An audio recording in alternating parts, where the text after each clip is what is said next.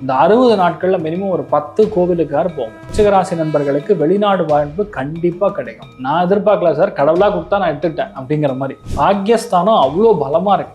பாக்யஸ்தானத்துல குரு புஷ்ய யோகம். பாக்யம்னாவே உங்களுக்கு லக்கு. பாக்யஸ்தானத்துல இது நடக்கிறதுனால வெளியூர் இன்வெஸ்ட்மெண்ட், வெளிநாடு இன்வெஸ்ட்மெண்ட் இவாளுக்குலாம் ரொம்ப பெரிய யோகம். கடல் தாண்டக்கூடிய காலகட்டமாக இந்த 60 நாட்கள் இருக்கு. So they are going to be real king, not king makers. உங்க அம்மா அப்பாவுடைய போட்டோவை முன்னாடி வச்சுட்டு நீங்க ஆரம்பிச்சீங்கன்னா எந்த தொழிலாக இருந்தாலும் ஜெயிச்சிடும். ஆன்மீக டாக்ஸ் நேயர்கள் அனைவருக்கும் வணக்கம். இன்னைக்கு நம்மளோட டாக்டர் ஆச்சாரியா ஹரிஷ் ராமன் தான் இணைஞ்சிருக்காரு. நிகழ்ச்சிக்கு போகலாம். சார் வணக்கம். சார் வணக்கம்மா, நமஸ்காரம். ஆன்மீகம் டாக்ஸ் நேயர்களுக்கு இனிய வணக்கங்கள், நமஸ்காரங்கள். சார், நிறைய விஷயம் நீங்களும் வந்து எங்களுக்கு ஷேர் பண்ணியிருக்கீங்க, நிறைய விஷயம் எங்களுக்கு சொல்லியிருக்கீங்க. இன்னைக்கு எங்களுக்கு இன்ட்ரெஸ்டிங்கான டாபிக் என்ன சார் சொல்ல போறீங்க? அதாவது இந்த 60 நாட்கள் ஆகஸ்ட் 18ஆம் தேதி வரைக்கும் ஒரு அற்புதமான யோகம். அது பேரு குரு புஷ்ய யோகம் அப்படின்னு சொல்லுவோம்.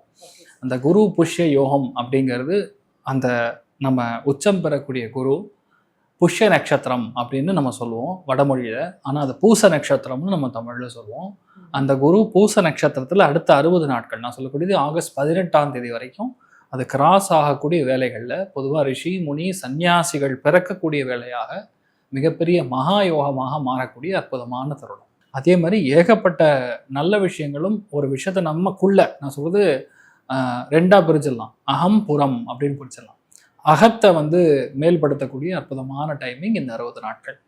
ஒன்று. இன்னொரு ஆங்கிளில் நம்ம ஆட்களுக்கு அதெல்லாம் பக்கத்தில் வைங்க சார், நமக்கு என்ன நடக்கும், 12 ராசிக்கு ஏதாவது தேருமா தேராதா அப்படின்னு கேட்கக்கூடிய நபர்கள் தான் அதிகமாக இருப்பாங்க. அதனால நான் ஒன்றே ஒன்று தான் சொல்றேன், 3 ராசிகளுக்கு ஜாக்பாட்னு சொல்லலாம்.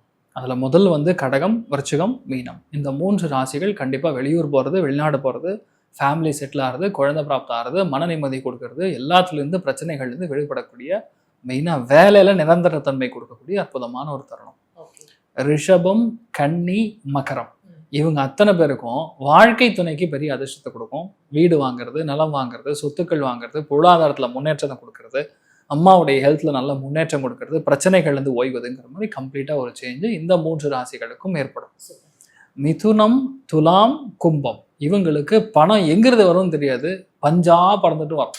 தன குடும்ப வாக்குஸ்தானத்தில் இந்த மாதிரி காம்பினேஷன் குரு புஷ்ய யோகம் ஏற்படுது அப்படின்னா, நின்று போன பணம், வராத ஃபேமிலி, விட்டு போன ஹஸ்பண்டு, விட்டு போன ஒய்ஃபு, இந்த மாதிரி இவங்கெல்லாம் வந்து ஒன்று சேரக்கூடிய ஒரு பிராப்தம் அப்படிங்கிறது வரும். 6ஆம் இடம் 10ஆம் இடம் ஆக்டிவாக இருக்கனால அடுத்த 2 மாதம் வேலையில் நீங்கள் தான் நம்பர் 1, நீங்கள் தான் ராஜா, நீங்கள் தான் ராணி. அது மிதுனம், துலாம், கும்பத்துக்கு ஏற்படக்கூடிய வாய்ப்புகள் மிக மிக அதிகம். அப்போ விட்டு போனது என்ன இருக்குது, நம்ம மேஷம், சிம்மம், தனுசு, இவங்களை பொறுத்த வரைக்கும் டிரான்ஸ்ஃபரபிள் டைமிங், இடமாற்றம் கொடுக்கக்கூடிய வேலை. நிறைய பேர் வந்து எஃப்டி போடுறது, இன்வெஸ்ட்மெண்ட் பண்ணுறது, வேறு ஒரு புதுசான ஒரு விஷயத்தில் நம்ம ஒரு விஷயத்தை கற்றுக்கிறது, அப்கிரேட் ஆகிறது. சிம்மத்தை பொறுத்த வரைக்கும் கொஞ்சம் ஃபேமிலி லைஃப்பில் சின்ன சின்ன சிக்கல்கள் கொடுக்கறது, எல்லாருக்குமே ஒரே மாதிரி நல்லது பண்ணாதுல்ல, ஒரு சில பேருக்கு சின்ன சின்ன மாற்றங்கள் கொடுக்கும். இது எல்லாமே செய்யக்கூடிய ஒரு கால வேலையாக இருக்கப்படுது. பட் எப்படி பார்த்தாலும் 85% இந்த குரு புஷ்ய யோகம்ங்கிறது ரொம்பவுமே அதிர்ஷ்டத்தை கொடுக்கும். நிறைய பேர் வந்து இது தான தர்மங்களுக்கும், என்ன சொல்லலாம், ஆத்ம கலைகள்னு சொல்லக்கூடிய யோகா கற்றுக்கிறதுக்கும், மிகப்பெரிய விஷயங்களை நம்ம, அதாவது ஜபதப அனுஷ்டானங்கள் செய்யக்கூடிய ஒரு அற்புதமான நேரம் காலமாக இந்த காலத்தை நம்ம யூஸ் பண்ணிக்கலாம். அது பண்ண நல்ல லைஃப் கொடுக்கும். முடிஞ்ச அளவுக்கு அன்னதானம் பண்ணுங்க, முடிஞ்ச அளவுக்கு சாப்பாடு வாங்கி கொடுங்க, முடிஞ்ச அளவுக்கு வேதத்துக்கு வந்து பெரிய நம்ம தான தர்மங்கள் பண்ணும்போது பெரிய மாற்றத்தை கொடுக்கும். 12 ராசிகளுக்கும் குரு புஷ்ய யோகம் தரும் 6 அற்புத பலன்கள் என்னன்றத பார்க்கலாமா சார்? விருச்சிக ராசிக்கு குரு புஷ்ய யோகம் தரும் 6 அற்புத பலன்கள் என்னென்ன சார்? விருச்சிக ராசி அப்படின்னு சொன்னாவே எனக்கு ஒரு பேசிக்கலாக ஒரு சந்தோஷம் வந்துடும். ஏன்னா இந்த பாக்யஸ்தானத்தில் போய் கரெக்டாக இந்த குரு புஷ்ய யோகம் ஏற்படுகிறதுனா 100% தான தர்மங்கள் எந்த ராசி பண்ணுதோ இல்லையோ, இந்த விருச்சிகத்தில் இருக்கிறவங்க கண்டிப்பாக பண்ணியே தீரும். இந்த 60 நாட்களில் மினிமம் ஒரு 10 கோவிலுக்கார் போங்க. 10 தீர்த்த ஸ்தலங்கள் அப்படின்னு சொல்லுவோம். அதில் போகிறதும் ரொம்ப பெரிய அளவுக்கு வெற்றி கொடுக்கும். ஏன்னா அவங்க எந்த விஷயத்த மேனிஃபெஸ்ட் பண்ணுறாங்களோ அது நடக்கும். 90% ஆஃப் த விருச்சிக ராசி நண்பர்களுக்கு வெளிநாடு வாழ்வு கண்டிப்பாக கிடைக்கும். 90% ஆஃப் த பீப்புளுக்கு மெரிட் சீட்டு கிடைக்கும். பாக்யஸ்தானம்னா மெரிட்டு. நான் எதிர்பார்க்கல சார், கடவுளாக கொடுத்தா நான் எடுத்துக்கிட்டேன் அப்படிங்கிற மாதிரி. 90% ஆஃப் த பீப்புள் புது ரிலேஷன்ஷிப் உருவாகும். இன்ஃபேக்ட் கல்யாணமாக கன்வெர்ட் ஆகும். சில பேருக்கு வந்து ஆல்ரெடி டிவோர்ஸ் ஆயிருந்ததுங்கிற பட்சத்தில் இப்போ இந்த காலகட்டங்களுக்கு கிளியர் ஆகும். குரு புஷ்ய யோகம் ஆக்டிவாக இருக்கும்போது உங்கள் தாத்தாவே மறுபிறவி எடுத்து உங்கள் வயிற்றுல பிறப்பார். அவ்வளோதான் மேட்ரு. பாக்யஸ்தானம் அவ்வளோ பலமாக இருக்கு.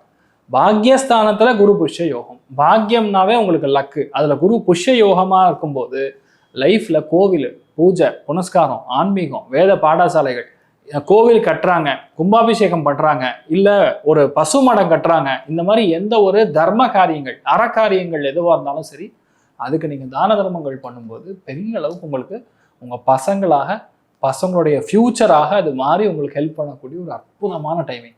இந்த குரு புஷ்ய யோகத்தை கரெக்டாக நம்ம விருச்சிகராசி நண்பர்கள், நான் சொல்றது அட்லீஸ்ட் பாடல் பெற்ற தலங்கள், புண்ணிய க்ஷேத்திரங்கள், தீர்த்த க்ஷேத்திரங்கள், இந்த மாதிரி இடங்களுக்கெல்லாம் போயிட்டு வரும்போது உங்க லைஃப்ல இருக்கிற ஃபர்ஸ்ட் விஷயம் கஷ்டம் என்னவா இருக்கோ அது நிவர்த்தி ஆகும்.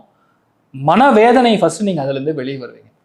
பாக்யஸ்தானத்துல இது நடக்கிறதுனால வெளியூர் இன்வெஸ்ட்மெண்ட்டு, வெளிநாடு இன்வெஸ்ட்மெண்ட்டு, புதுமுக ஆட்கள் நம்ம கூட ஜாயின் பண்றது, வெளியூர் ஆட்கள், வெளிநாடு ஆட்கள், உபதேசம் செய்யக்கூடிய தொழில் இருக்கிறவங்க, வேணா அட்வொகேட்ஸா இருக்கலாம், இல்லை சில பேர் கன்சல்டண்டா இருக்கலாம், இவாளுக்கெல்லாம் ரொம்ப பெரிய யோகம்.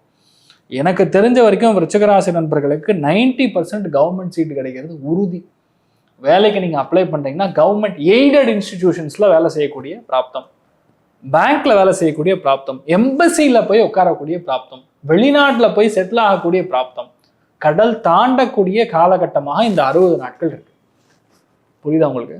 அந்த அளவுக்கு நன்மைகள் மிக அதிகமாக செய்யும். பாக்யஸ்தானம்னாவே காலேஜ், ஸ்கூலு, இது எல்லாமே வந்துடும்.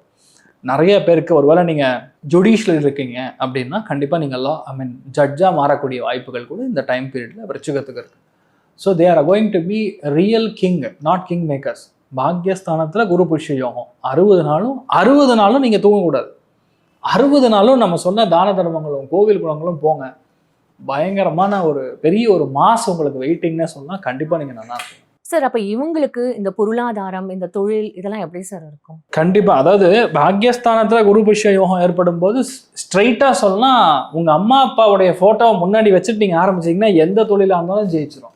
அம்மா அப்பா பாதம் பணிந்து நீங்க வணங்கும் போது எடுத்துரும். இல்ல அப்பா ஒரு தொழில் பண்றாரு, அப்படி பெரிய ஹோட்டல் வச்சிருக்காரு, நம்ம இப்ப தலப்பா கட்டி மாதிரி ஒன்று ஆரம்பிக்கணும்னா பட்டை கலப்பெல்லாம் அது சூப்பரா போகும்.